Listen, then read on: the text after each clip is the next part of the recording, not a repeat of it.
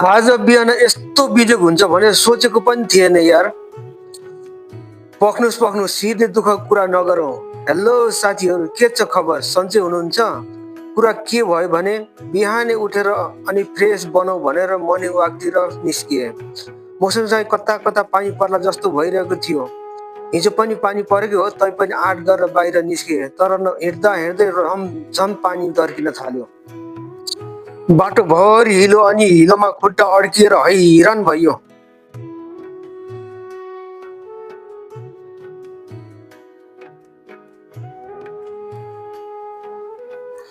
जताततै पानीको जल्ला थल्ला छ, यता पनि पानी उता पनि पानी।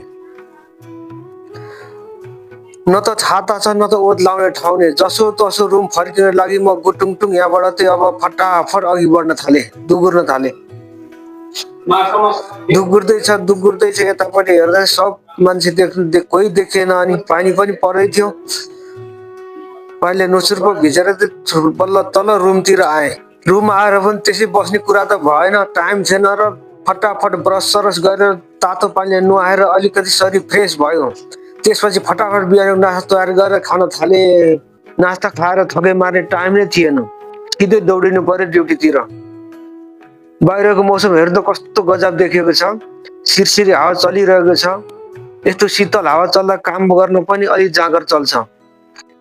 कार्यस्थलमा पुग्न साथ साथीहरू गाडीबाट सामानहरू निकाल्दै लोड अनलोड काममा व्यस्त गर्दा गरी एकैछिनमा लन्च टाइम पनि सुरु भयो। लन्च टाइम खाएर चाहिँ एकछिन शरीरलाई आराम दिनको लागि एकछिन सुते।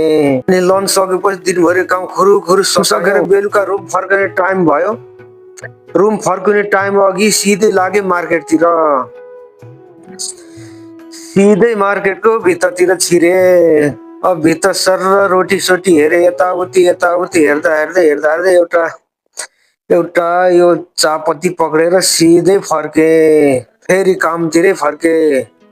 समय पनि सकिसक्यो। सिधै म अब सिधै फर्किए रुमतिर।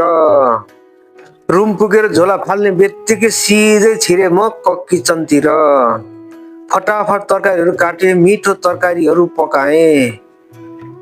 साथीले भने फटाफट चिकन काट्दै थिए। फाइनली मेरो तरकारी पनि पाकिसकेको छ अनि निकाले। बिहानको पानीको सास्तीदेखि बेलुकाको मिठो खानासम्म यसरी नै बित्यो मेरो आजको दिन।